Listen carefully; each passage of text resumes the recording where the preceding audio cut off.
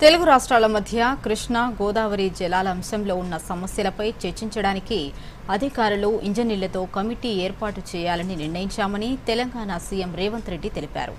ఆ కమిటీ నివేదిక మేరకు తదుపరి చర్యలు ఉంటాయన్నారు.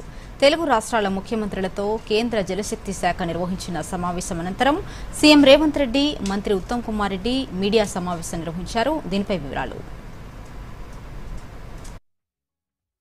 తెలుగు రాష్ట్రాల మధ్య కృష్ణా గోదావరి నదీ జల వివాదాల పరిష్కారం కోసం ఢిల్లీలో కీలక సమావేశం జరిగింది.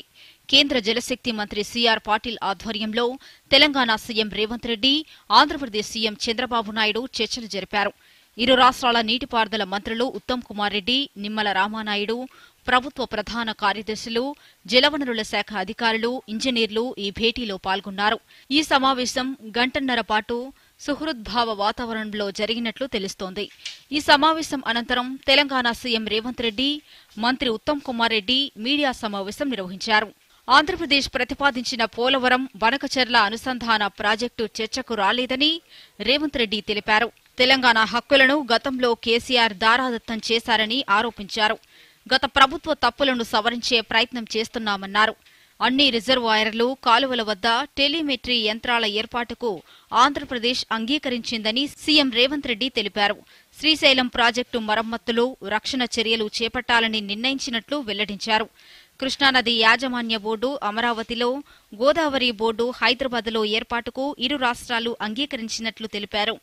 నదీ జలాల వినియోగంపై చర్చించేందుకు అధికారులు, సాంకేతిక నిపుణులతో కమిటీ ఏర్పాటు చేయాలని, వారం రోజుల్లో ఈ కమిటీ నియమించాలని తీర్మానించినట్లు వెల్లడించారు. ఈ కమిటీ నివేదిక ఆధారంగా తదుపరి చర్యలు ఉంటాయని రేవంత్ రెడ్డి పేర్కొన్నారు. కేంద్రం ఈ భేటీలో నిర్వాహక పాత్ర మాత్రమే పోషించిందని ఆయన స్పష్టం చేశారు. వాళ్ళు బనకచెర్ల, గోదావరి బనకచెర్ల వాళ్ళు కడతామని అడిగితే కదా మేము ఆపమని చెప్పడానికి. ఎజెండాలో వాళ్ళు కడతామన్న ప్రతిపాదననే చర్చకు రానప్పుడు ఆపమనే చర్చనే రాదు.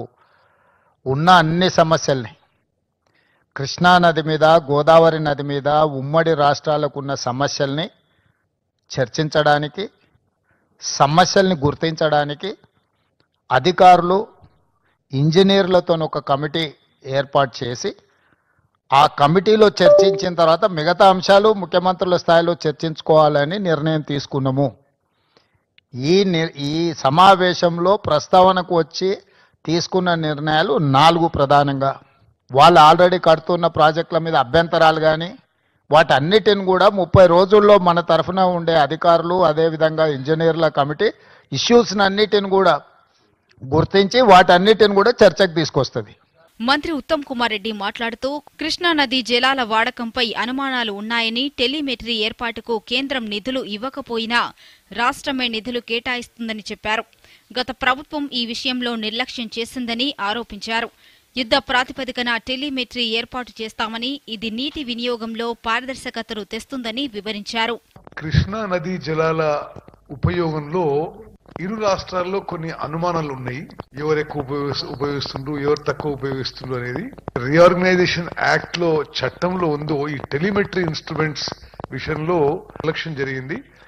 ఈ 18 నెలల్లో మేము ఎప్పటికప్పటికి కేఆర్ఎంబి కానీ సెంట్రల్ గవర్నమెంట్ కానీ ఇన్సిస్ట్ చేస్తూ వచ్చాం. ఈ టెలిమెట్రీ ఇన్స్ట్రుమెంట్స్ పెడితే కృష్ణా నదీ జలాల్లో ఏ రాష్ట్రం ఎంత ఉపయోగించబడుతుంది, ఏ కాలువలో ఎక్కడి నుంచి నీళ్లు పోతున్నది స్పష్టంగా ఉంటుందని చెప్పి ఈరోజు ఒక తుది నిర్ణయంగా అన్ని పాయింట్స్లో టెలిమెట్రీ ఇన్స్ట్రుమెంట్స్ కొన్ని ఆల్రెడీ ఏర్పాటు చేయడం జరిగింది.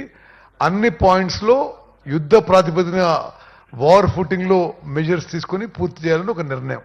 తెలుగు రాష్ట్రాల మధ్య జల వివాదాల పరిష్కారం దిశగా ఈ సమావేశం సాగింది. టెలిమెట్రీ, కమిటీ ఏర్పాటు వంటి నిర్ణయాలు 2 రాష్ట్రాల సహకారంతో సమస్యల పరిష్కారానికి దోహదం చేస్తాయని ఆశిద్దాం. Bureau report, Doordarshan.